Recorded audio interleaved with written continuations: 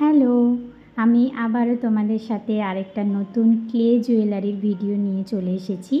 তো সবার প্রথম আমি রেজিন আর হার্টনাকে খুব ভালো করে মিক্স করে একটা ডো বানিয়ে নিয়েছি। আমি নেকলেসটা কতটা বড় করব তার শেপ অনুযায়ী আমি একটা কৌটার ঢাকনা নিয়ে সেটাকে কেটে নিয়েছি।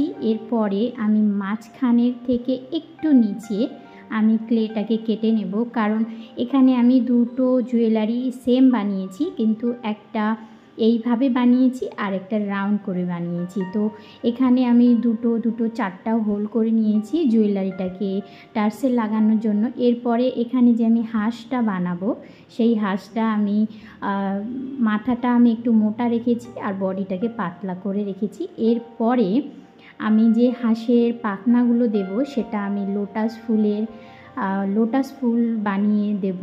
তো তার জন্য আমি ক্লেটাকে দুই দিকে সরু করে মাঝখানে মোটা করে গোল করে চ্যাপ্টা করে নিয়েছি আর একটা সুচ দিয়ে আমি ভালো করে এভাবে দাগ টেনে নেব। এইভাবে আমি পাপড়িগুলোকে করে নিয়ে তারপরে আমি ফেভিক্রিলের যে আঠাটা রয়েছে সেটা দিয়ে আমি খুব ভালো করে লাগিয়ে নেব। ইয়াররিংটাও আমি সেম রেখেছি, ইয়াররিংটা একটু বড় রেখেছি কারণ আমি এই জুয়েলারিটা লং জুয়েলারি করব তার জন্য।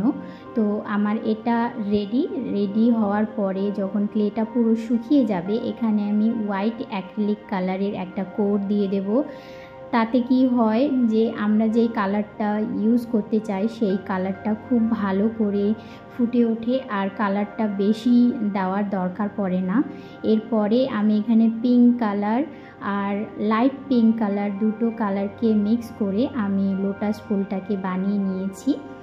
কানেরগুলোও আমি সেমভাবে করেছি আর হাঁসটাকে আমি হাঁসের মতনই রেখেছি হোয়াইট কালারের। এরপরে ব্যাকগ্রাউন্ডে আমি ব্লু আর স্কাই কালার মিক্স করে দুটোকে ভালো করে একটা মিক্স অ্যান্ড ম্যাচ করে কালার রেডি করেছি। কালারটা হয়ে যাওয়ার পরে আমি হাঁসের যে ঠোঁটটা রয়েছে সেটা অরেঞ্জ কালার করে দেব আর চোখটা আমি ব্ল্যাক কালার দিয়ে করেছি। এর পরের যে জুয়েলারিটা এটা আমি রাউন্ড শেপ করে করেছি, ওই সেম প্রসেসেই করেছি। এটার মধ্যে শুধু আমি যে বেসটা রয়েছে সেটাকে রাউন্ড করেছি আর কালার সব কিছুই আমি সেম রেখেছি, কারণ এই দুটো আমার অর্ডারে ছিল। তো তার জন্য অর্ডারের কাস্টমারের ডিমান্ড অনুযায়ী যেভাবে আমাদেরকে বলা হয় যে রেডি করতে সেইভাবেই আমরা রেডি করি। এইখানকার যে টার্সেলটা আমি লাগাবো সেটা দেখো, প্রথমে আমি এই যে হোল রয়েছে এই হোলে আমি দুটো সুতো ঢুকিয়ে দিয়েছি, তারপরে আমি কালারটা করেছি যাতে ব্যাক পোর্শনে আমি টার্সেলটা যখন লাগাবো তখন সেটা সামনের দিক থেকে কোনো কিছু দেখা না যায়।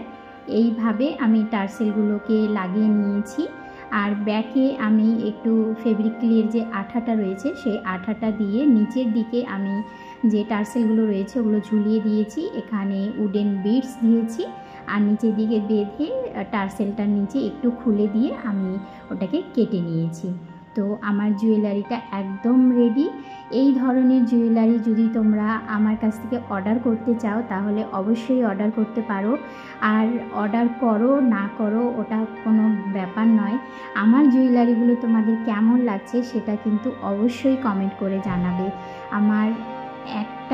তোমাদের একটা কমেন্টে আমাদের অনেকটা মোটিভেট করে।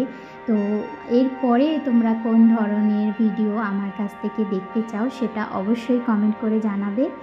আর যদি ভালো লাগে তাহলে আমার ভিডিওটা একটু শেয়ার করে দেবে, লাইক কমেন্ট, আর আমার চ্যানেলটা কিন্তু অবশ্যই সাবস্ক্রাইব করবে। এই দুটো জুয়েলারি আমার অর্ডারে ছিল। Thank you, tata.